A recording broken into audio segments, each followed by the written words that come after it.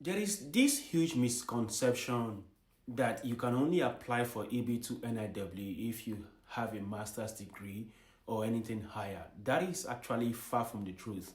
In fact, many successful applicants don't even have an advanced degree at all. Instead, they qualify for the EB2 NIW, which is the National Interest Waiver, based on the exceptional ability route. And that is what I want to walk you through today. Yes, having the advanced degree, it's one way to qualify, but it is not the only way. The US immigration law actually provides a second pathway, and this is where a lot of people overlook their own eligibility. So if you have been holding back from applying because you don't have a master's degree yet, now I want to tell you, keep watching this video because this could be the moment you have been waiting for on how to get your green card. Hello everyone, welcome back to my channel. My name is Doze, and today I will be debunking one of the biggest myths about applying for the EB2 NIW, which is the National Interest Waiver. Because the EB2 NIW, it lets high-skilled individuals apply for the U.S. permanent residency, aka green card, without needing a job offer or an employer sponsorship. You don't even need to marry someone. But the biggest question is, what is the EB2 NIW? The EB2 NIW, like I've been saying, is an employment-based visa, and the NIW stands for the National Interest Waiver. It allows professionals with advanced degrees or even exceptional abilities to apply for a green card without needing a job offer or an employer sponsorship, or even without even living in the United States. The National Interest Waiver, like the NIW part, means that the US government agrees that your work benefits the nation enough that they will waive the job offer requirements or your presence in the United States. If you are applying through the exceptional ability route, you will need to show that you have a degree of expertise significantly above that ordinary encountered in your field. That is, you are at the top of your field. I would say that normally EB2 visas are for professionals with advanced degrees or those with exceptional abilities in their field. But here is the key, right?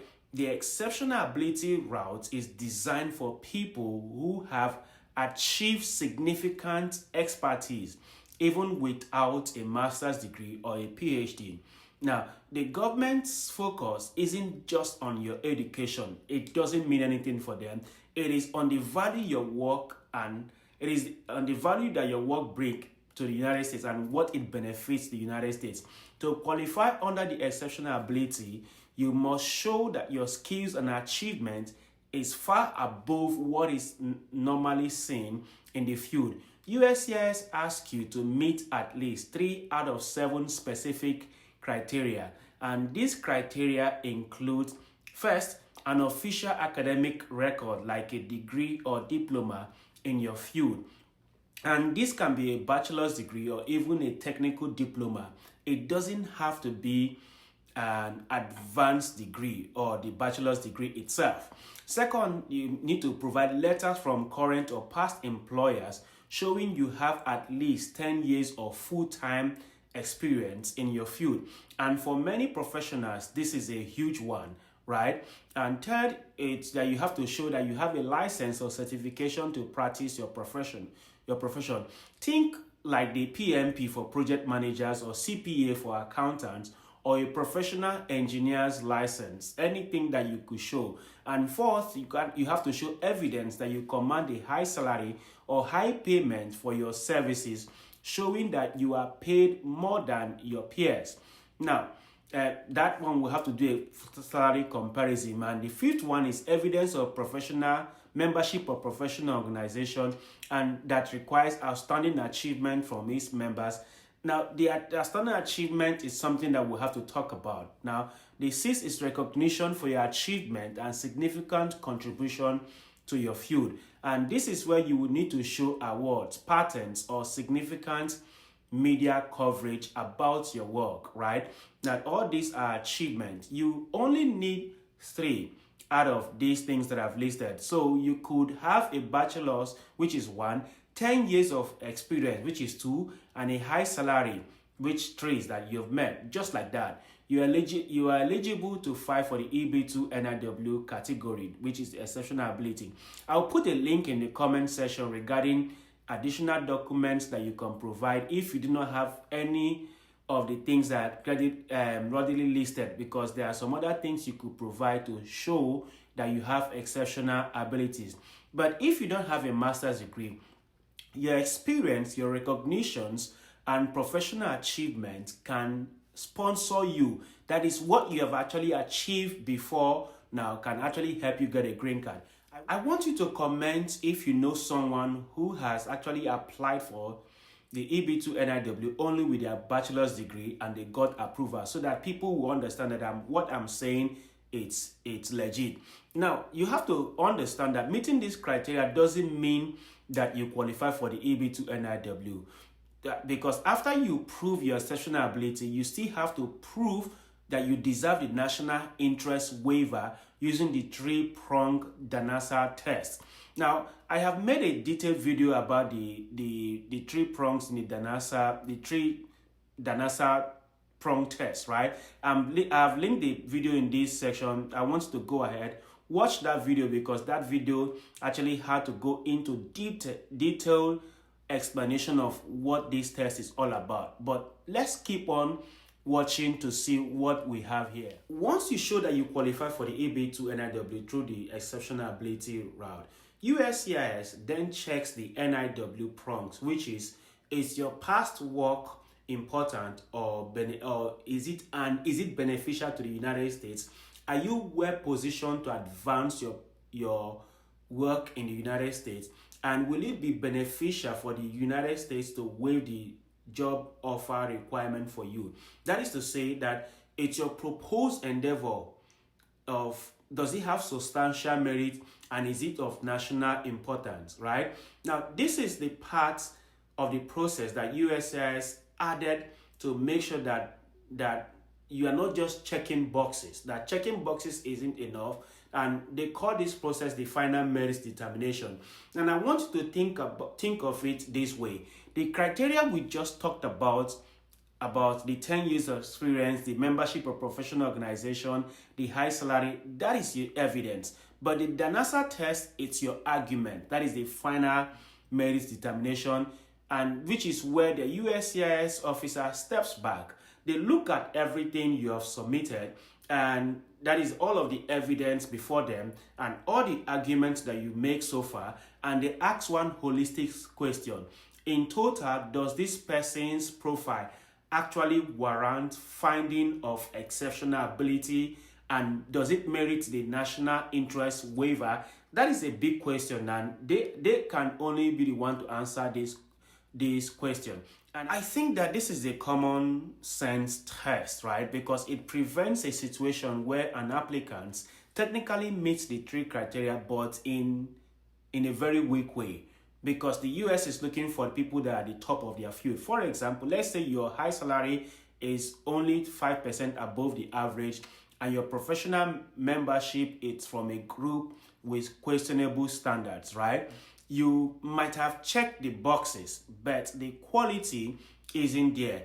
Now, what am I trying to say? That in the things that you're providing for USCIS, that USCIS is interested in quality instead of quantity. Now, be sure to provide USCIS that you are not just a member of professional organization, that if you paid for the membership of professional organization, it's not something that USCIS is interested in, because anyone can pay to get membership of professional organization. You have to show that they gave you that membership of professional organization based on your achievement, based on the things that you can bring to the table, based on the interest or the interest of people in your work, right? Now, let's move on and see what this final merit is all about. I want to go ahead and read from the USCIS manual so that we could understand what they are saying. Because USCIS argues that the final merit determination on meeting the minimum requirements by providing at least 3 types of initial evidence does not in itself establish that the beneficiary in fact meets the requirements for exceptional ability classification. Now, this is what they are saying. Officers must also consider the quality of the evidence. That in second part of the analysis, officers should evaluate the evidence together, as in when considering the petition in itself and the entirety of the final merits determination, right? The officer must determine whether or not the petitioner, by a preponderance of evidence, has demonstrated that the beneficiary has a degree of expertise significantly above the ordinarily encountered in the sciences, arts, businesses, right? The mere possession of a degree, diploma, certificate, or similar award from a college or university, school, or other institution of learning is not by itself considered sufficient evidence of exceptional ability. That means you have to prove yourself, as the officer must assess the quality of such evidence in addition to the quantity of the evidence presented in determining whether the petitioner has met its burden in establishing the beneficiary is qualified for the classification. In other words, the final merits determination means the quality and persuasiveness of your evidence are more important than the quantity. That is to say that the quality matters, as your petition needs to paint a clear, compelling picture. That is, your 10 years of experience, which is the criterion 2, and your awards, criterion 6, should directly support your claim that you are well positioned to advance your proposed endeavor, right? And your work is of national importance, which is where the National Interest Waiver comes in. It all has to connect. The final holistic review is the officer's chance to confirm that as a whole, your case is genuinely exceptional and beneficial to the United States. That is, what I'm trying to say is that you have to show that you have achieved a level of success in your field. You are exceptional in what you do. That is, you belong to the top 1% in your field. Now, I want you to keep in mind that the United States is not just looking for any person to migrate here. That the immigration system is meant for people who have achieved a level of success in your field.